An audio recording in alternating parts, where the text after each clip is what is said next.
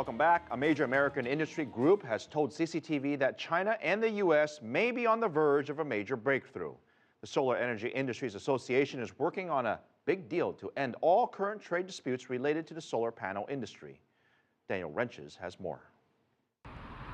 Now, a major U.S. trade group called the Solar Energy Industries Association thinks there may be a solution at hand involving high-level leaders in the industry and both governments.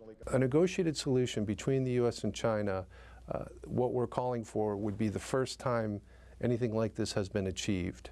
And so if you think of, between the U.S. and China, that relationship and the difficulties, what we're asking for is something that has never been achieved before. And so it is a very high aspirational goal.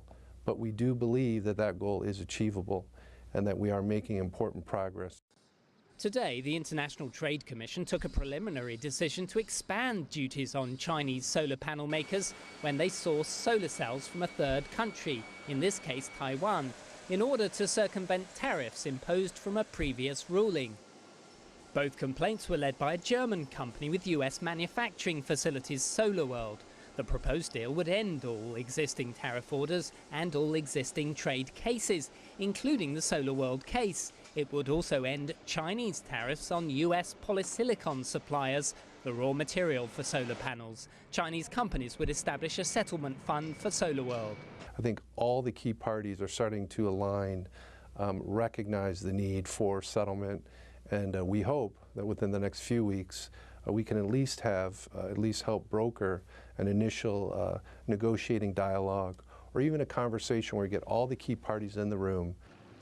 The Solar Energy Industries Association represents most of the largest US solar companies and some Chinese ones, and believes this pragmatic option could also offer a template for future trade relations with China.